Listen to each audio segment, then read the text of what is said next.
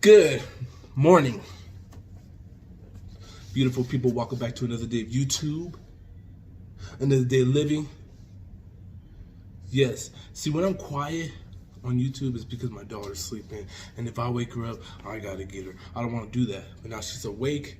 We can get right into this. I'm gonna drop 2 videos today. You hear me? 2, since I didn't drop one yesterday. I'm dropping. I'm gonna do part 2 of this. Who is QUETZALCOATL and how strong she is, and then I'm gonna do part 2 on how strong is Gilgamesh, and then from there, depending on what you guys want, I know a few people have been suggesting more Gilgamesh, so I might do that, but go to the Gilgamesh in the Grand Order saga. And then let me know down below if there is a difference. If there is, that would be better for me, so I could go over there. There's no difference, and there's no point in me going to it, and I could just move on to something else. But comment down below what you guys want me to react to next. Drop a link in it. It'll be helpful, so I don't have to look for it. And like, subscribe, please. People could use that subscribe button. Straight. Oh yeah, this video is not mine. This is I believe aninews again. So I'm gonna have his thing, the link in the description as well. This video is not mine. I don't want no rights to this video or nothing like that. Let's get right into it. I've been talking already too much. Let's go. Spend the rest of her time monitoring humanity from a distance, dreaming of that one day where she can bear witness to this vision of humanity becoming a prosperous species. Now, gods are divine spirits that aren't typically recorded in the Throne of Heroes, but Mesoamerican gods are an exception. They're a unique case of divine spirit that can be summoned normally. Oh, and also comment down below. I know I just found out that Gilgamesh is not the strong. Well, he's strong, but he's not the strongest. People who could beat him. Let me know if she's one of them. I honestly really think she is one of them. But let me know down below. As servants to the Holy Grail. Reason being that their human hosts, along with the bacteria infecting them, are recorded into the throne. Look at that. They're an existence known as Buddha, essentially a clone or copy of a divine spirit from a particular point in time. The Quetzalcoatl we see in the anime is the Quetzalcoatl as she was while possessing that human. It's the version of her that was recorded into the Throne of Heroes. And unless there's another recording of her while she was possessing a different human, then this would be the version of her that's always summoned. See, I'm learning. Just like, you guys probably know this already because there's a lot with Fate, but I'm learning. Anyway, that's pretty much all there is about her lore and origins. Now let's take a look at what exactly we saw in episode 18, the power that brought Tiamat to her knees. You gotta keep in mind though, that... Hold up. The power that brought Tiamat to her knees. Is that her clothes? Let me know down below. You gotta keep in mind though, that wasn't... Come on, man. Hello, Las Vegas. Even... Well, now you guys know I live in Las Vegas. Quetzalcoatl's true power. If you recall back in episode 14, her divinity was cut by more than half because Merlin decided to be a troll. Still though, her noble phantasms are quite clearly very powerful, even with the handicap. But before we dive deeper into those, let's first talk about her skills and abilities. Yes, because I haven't only watched that one fight reaction, and of course it got copyrighted. But I watched that one fight, and man, I tell you, she is something else. She's probably, to me personally, that I've watched so far, she's probably the best girl. Sorry, Saber. As a rider class servant, riding is naturally one of her class skills, giving her the ability to operate all vehicles and beasts freely. Oh, she's a rider. This also includes a wide array of dragons because she is also considered to be a goddess of dragons.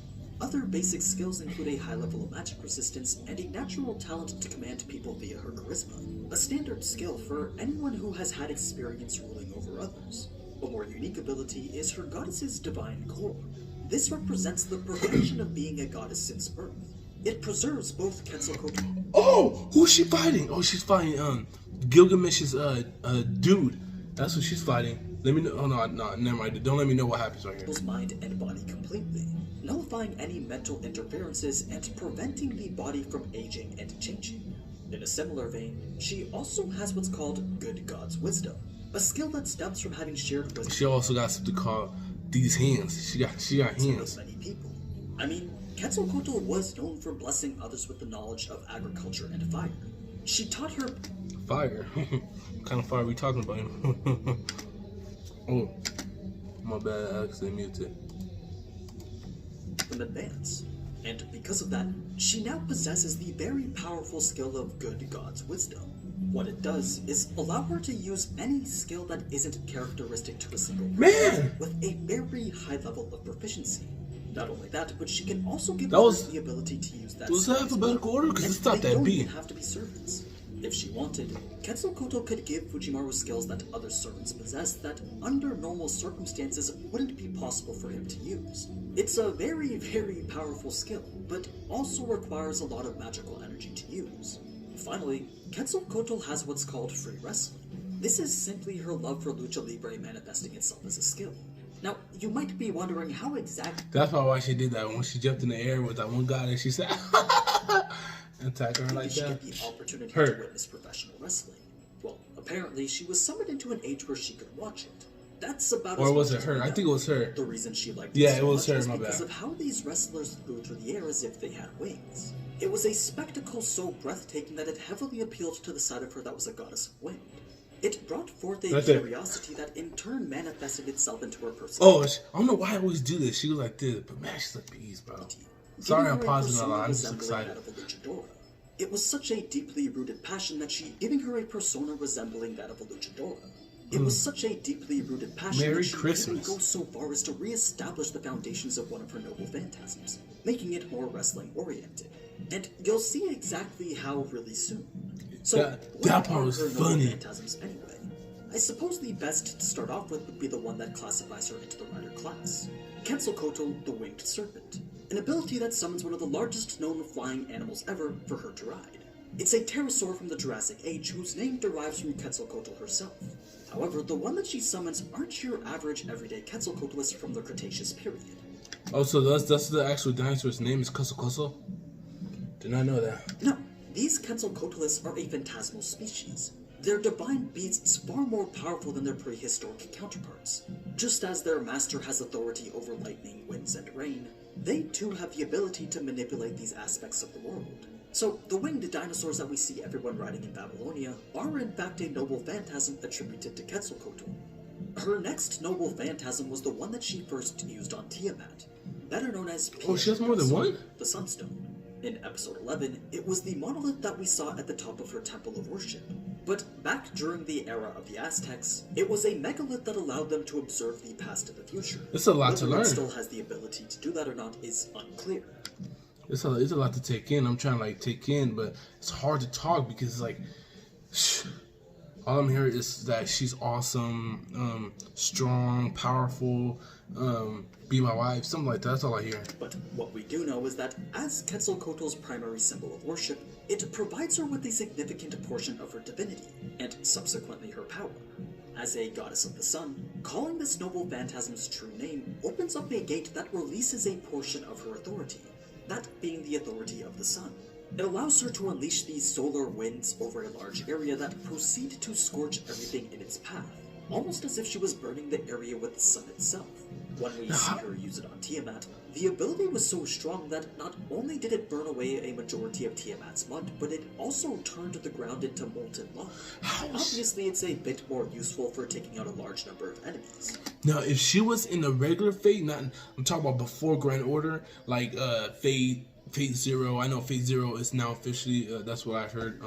If she was in Fate Zero, Fate Stay Night, Unlimited Blood Works, Heaven Feels, Apocalypse, and Last Encore, I feel like she would have won, bro. Because I would have loved to see her and Gilgamesh fall as Gilgamesh the Archer. Forget about it. I mean, it is thought to have enough power to completely vaporize Uruk on impact. Oh, look, But another if ad. she You guys see wanted that? to focus on a single target, Let me mute that for right now because I need to get my thing uploaded. I've been lagging on that. Alright. be better. This one is called Ziukotl. She has Light another to one? burn even gods to ashes. The name itself is very fitting because it's meant to represent a weapon of the sun. That's a Kamehameha. Quetzalcoatl, it's a noble phantasm that symbolizes the conflict between herself and Tezcatlipoca. Oh. Quetzalcoatl, it's a noble I know, he was phantasm that happy now, symbolizes right the there. He was happy right there. My man was happy. He said, conflict between herself and Tezcatlipoca. You see, after being beaten in the fight and before leaving for Venus, Quetzalcoatl decided to burn down her own temple. She would much rather see it in ashes than allow Tezcatlipoca to gain the treasures inside. So, it's this grand spectacle of a temple on fire that was the inspiration. she broke the sound barrier. You guys seen that? Initially, it would simply involve flames surrounding and enveloping the target. Within these flames, enemies would be prevented from unleashing their noble phantasm's true name. However, after Quetzalcoatl's slight addiction to wrestling, she decided to modify it a bit, changing it into something closer associated to her passion. And honestly, it seems a lot more powerful with these modifications. Her modifications led to two potential ways in which this noble phantasm could be used. The first is a literal... There's some good stuff right here. pile driver from space. Of course, it's this dude, he knows. One of her noble I'm glad he phantasms, does so the this. target wasn't completely enveloped in flames as well. So basically what happens is Quetzalcoatl grabs her opponent, tosses them into the sky, then jumps and grabs them mid-air and proceeds to slam them headfirst into the ground. This... My bad for pausing again, but you guys told me that this game is an RPG. Now, would you guys rather enjoy the game as RPG or more of a 3D type of perspective, or 2D like a Dragon Ball Z Budokai Tenkaichi, that type of fighting style, or of a Dragon Ball Z Xenoverse, or I don't know, or it could be kind of like a Mortal Kombat style. I can't see like that. Obviously wasn't what happened to Tiamat, but we do get to see a classic pile driver in episode 11. Tiamat got hit with what I would consider to be the stronger variation to this noble phantasm. As great as it would have been to see Tiamat get pile drivered straight to the underworld, it was pretty hyped to see the reenactment of a massive event. Normally, Quetzalcoatl would just jump thousands of meters into the air and fall from space to drop break kick the an sound enemy barrier with as much force as she could. And of course, all while being surrounded by her flames. But the variant that we saw in the anime was significantly stronger. Before jumping into space, she first absorbed all the power output from Piedra del Sol. This allowed her to enhance... Oh, she absorbed it from somebody's soul. She first absorbed all the power output from Piedra del Sol. Oh. This allowed her to enhance Xiuhcoatl to the point where it would have an effect similar to a meteorite's impact, striking an enemy with the same power that once annihilated most just by jumping. Earth.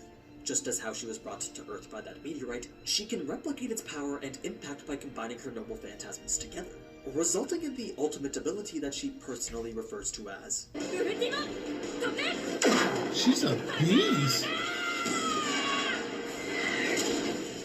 Yeah, that episode was just too great not to do the servant profile. But yeah, now I got something to look forward to when I watch it. I gotta watch other Fate first. Quetzalcoatl truly is a kind and passionate god. It's her dream to witness humanity open up the path to an era where all could be happy. And she'll do whatever it takes to help humanity reach that goal. Sure, she may seem ruthless at times, but it's a rage that is only ever directed towards those who don't value life. As a god who refused human sacrifices... Dang, Fate Grand Order, I mean, it sounds too good to be true. I mean, it sounds too good. I want to skip it, but y'all telling me I can't. I gotta watch the other one, or else I won't get it. I still gotta watch Heaven's Field. If I'm following the order that somebody gave me, my next one is Heaven's Field. I already watched Apocalypse. I kind of skipped. I didn't know Heaven's Field was something real. So I gotta send me the link to find Heaven's Field because I can't find that. Yeah, let's continue. Due to her love for humanity, she won't hesitate to end any person who would be considered humanity's enemy. She'll put on a very devious smile when fighting these types of people. It's a distinct face that's meant to show her distaste towards them. All in all, she's definitely one of the more kind-hearted divine spirits, always putting on a shining and sympathetic She got no bra on. if she was the sun herself. Oh, nibs. That's just how she is. And not even being summoned with the purpose of destroying humanity could change that. Well, that's it. That's who is Quetzalcoatl and how strong she is. Me personally, I think